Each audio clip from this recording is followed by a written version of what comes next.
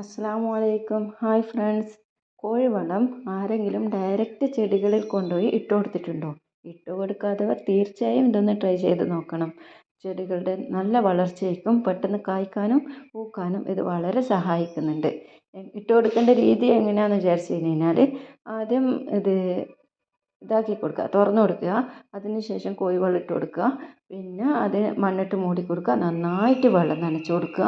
നന്നായി ഈർപ്പം നിലനിർത്താൻ ശ്രദ്ധിക്കുക. ഒരാഴ്ച വരെ ഈർപ്പം നിലനിർത്തുക. കാരണം ഇത് നനച്ച് കൊടുത്ത് മണിക്കൂറുകൾക്ക് ശേഷം ഇതിൽ നിന്ന് പുക പോകുന്ന തരത്തിലുള്ള ചൂട് ഉണ്ടാകും. അപ്പം ഇത് ഡ്രൈ ആകാൻ ഒരു തരത്തിലും അനുവദിക്കരുത്. അത് മാത്രം ശ്രദ്ധിച്ചാൽ മതി. ചെടികൾ നന്നായി വളരുന്നത് കാണാം. ചെടികൾക്ക് നല്ല രീതിയിൽ ഇത് ഫലപ്രദമാണ്. NPK നന്നായി അടങ്ങിയിട്ടുള്ള ഒരു വളമാണിത്. അതുകൊണ്ട് ഇത് തീർച്ചയായും എല്ലാവരും ട്രൈ ചെയ്യണം. ഇതിൻ്റെ വിശദമായിട്ടുള്ള വീഡിയോ ചാനലിൽ ഉണ്ട് കേട്ടോ.